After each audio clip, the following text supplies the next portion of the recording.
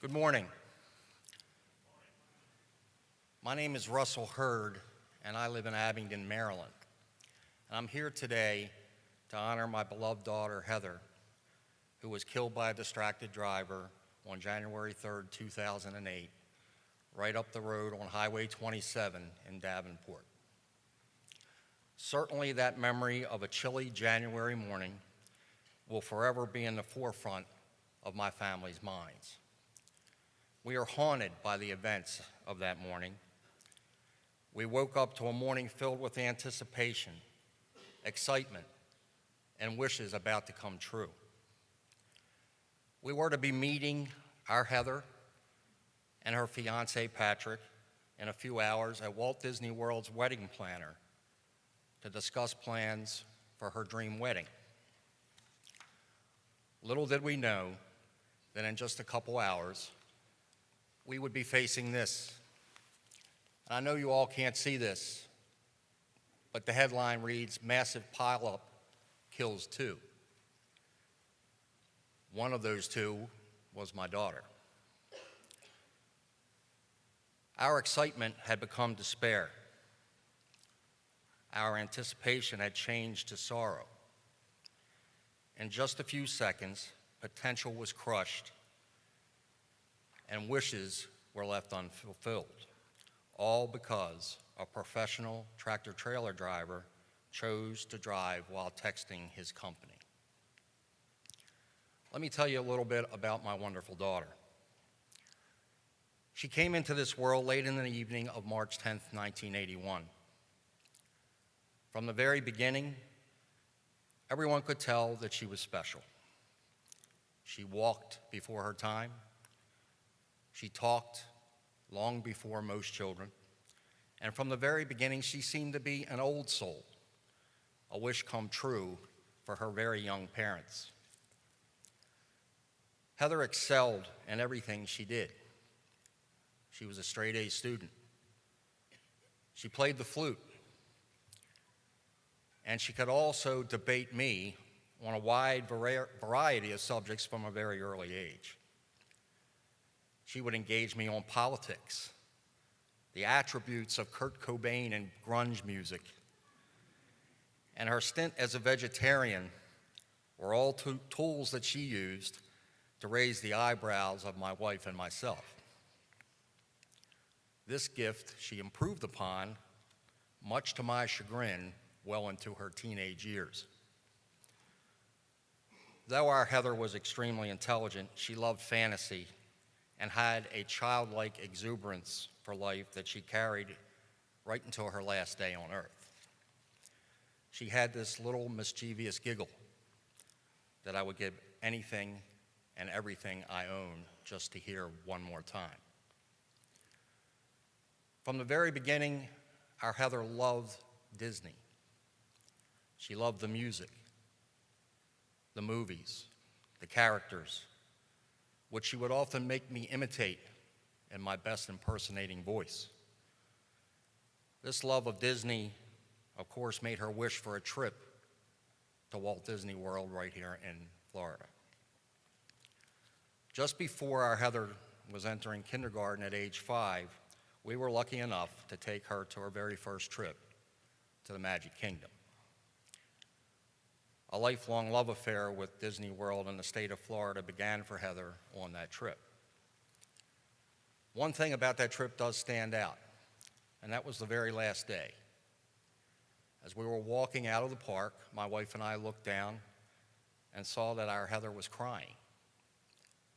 And we asked her what was wrong. And she said, "You know, Dad, one day I'm never going to have to leave this place. I'm going to work here." You know, a wish is a powerful thing, especially when it comes from the heart. And as the years passed, we saw many wishes come true for our Heather. She wished for a cat. She wished for a brother. And she got both, though she quickly wanted to send her brother back. Heather had many wishes, and her mom and I did our very best to make these wishes come true. Through her teenage years, Heather continued to excel. She was constantly searching for knowledge, and we often said that if Heather could get a job as a student, she would retire from that position. Throughout these years, we were lucky enough to continue to travel to our beloved Walt Disney World. Like I said, Heather loved the characters, especially the mischievous ones. She loved the villains of all things, and actually voted one time for Captain Hook in a popularity contest over Winnie the Pooh. She adored Donald Duck, but her most favorite character of all was Stitch from Lilo and Stitch. She collected everything about him, and we often questioned her about the dozens of stuffed Stitches in her home, and all she could do was giggle. Throughout all of these trips, Heather's wish was consistent. She continued to say that she would eventually live and work in the happiest place on earth. Fast forward to 2006. Our Heather was working for a local hospital in Maryland when her fondest wish came true. She came home one evening all excited. She had been chosen from hundreds of candidates across the country to be an intern at Walt Disney World. She would be moving to Florida. As a father, I had mixed emotions. I was so happy my daughter was making her wishes and dreams come true. But still, all I could see was the little blonde-haired girl with her tears in her eyes on our first trip to Florida that now filled my eyes as well. Heather moved to Florida, and we counted the days between visits. We lived for the phone calls telling us about her life that she dreamed of. And most of these calls were once again filled with that special little giggle that we love so much. One call I'll never forget was around 9 p.m. The phone was ringing, and the excited voice said, "Dad, listen, guess where I am?" Wishes, her favorite fireworks show, was playing in the background in the Magic Kingdom, and Heather had the best seat in the house, sitting on top of the ice cream shop on Main Street in USA. Every little girl dreams of the day she gets married. She sees the white dress in her mind's eye. She sees herself as Cinderella. In October 2007, our Heather became engaged right in our family's favorite place in the Magic Kingdom. She called her mom and I that night and was as happy as I've ever heard her. Now our wedding plans could begin. Christmas 2007 was a special time. My wife, son, and I traveled to Disney World to spend the holidays with Heather and her brand new fiance. As part of that visit, we had scheduled to meet one afternoon at Walt Disney World's wedding planner to discuss plans for her wedding. That meeting was to take place at noon on January 2008. Like I said, that morning was unusually cold as we left our hotel. Strangely, 12 noon came and went. Our hearts started racing and panic started to set in as our Heather was never late. She wasn't answering her cell phone. I remember my heart feeling like it was in my throat as we quickly traveled back to the Disney Resort hotel we were staying. When we arrived, the message on the phone told us that there had been a crash and that Patrick, her fiance, was airlifted to Lakeland Hospital. There was no word about Heather. For the next couple hours, we frantically called hospitals in the area trying to find some information. We were desperate for any information at all. We were desperate for answers. The whole time with millions of thoughts rushing through our minds as we traveled up and down the I-4 corridor.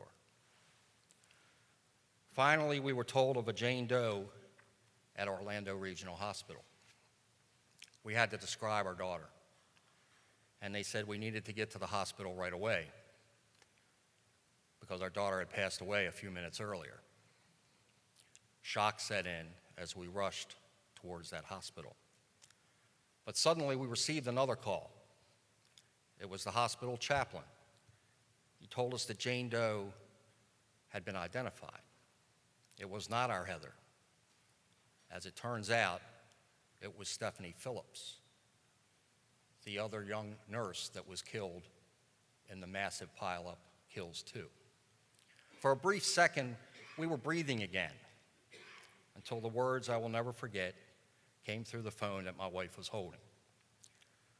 "You don't understand, ma'am. Your daughter was killed at the scene of the crash."